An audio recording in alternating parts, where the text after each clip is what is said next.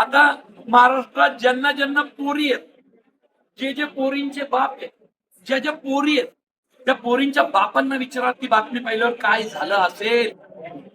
तर एक film maker म्हणून मी एकच गोष्ट करेन,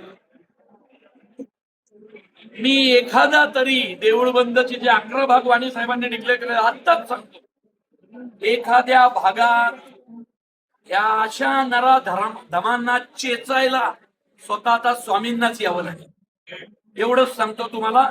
आणि तिथं त्याच्यात कायदा बिदा असं काही नसेल, कारण ज्यावेळी स्वामी शिक्षा द्यायला उतरतात त्यावेळी स्वामींची शिक्षा भयानक असते. तुम्हाला काय वाटतं? स्वामींनी काय पाहिलं नसेल ते जेव्हा करायची त्याला अशी शिक्षा होईल, त्याच्या वाट्याला असा मृत्यू येईल की पुन्हा कोणी धजावणार नाही. आणि फिल्म मेकर म्हणून मी तुम्हा सगळ्यांना एकच सांगेन की मी या विषयाला जे चाललंय भयान, मी पोरींच्या आई बापांना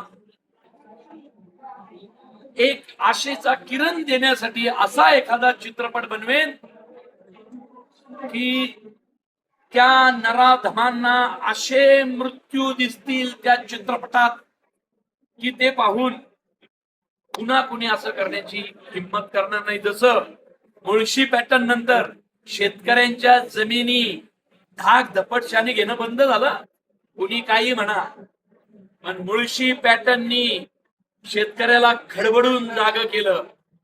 आता अशा नराधमांना धडा शिकवायची वेळ आहे.